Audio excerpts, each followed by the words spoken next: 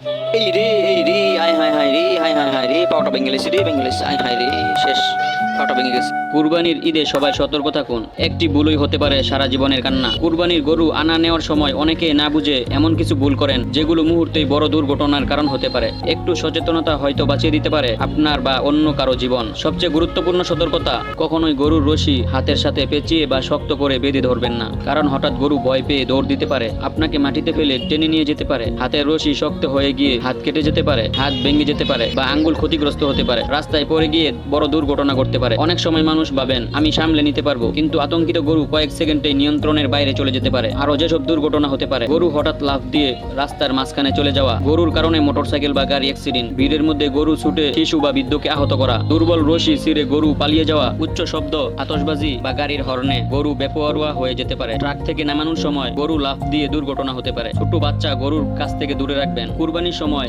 অসতর্কভাবে ছুরি বা দড়ি ব্যবহার করবেন না। নিরাপদ থাকার কিছু উপায়, শক্ত ও ভালো মানের রশি ব্যবহার করুন। একা না ধরে কয়েকজন মিলে নিয়ন্ত্রণ করুন। ব্যস্ত রাস্তা এড়িয়ে চলুন। শিশুদেরকে দূরে রাখুন। আতঙ্কিত গরুর সামনে চিৎকার করবেন না। অভিজ্ঞ লোকদের সাহায্য নিন। মনে রাখবেন, একটু সতর্কতা ঈদের আনন্দকে নিরাপদ রাখতে পারে। নিজে সতর্ক হন, অন্যকেও সতর্ক করুন।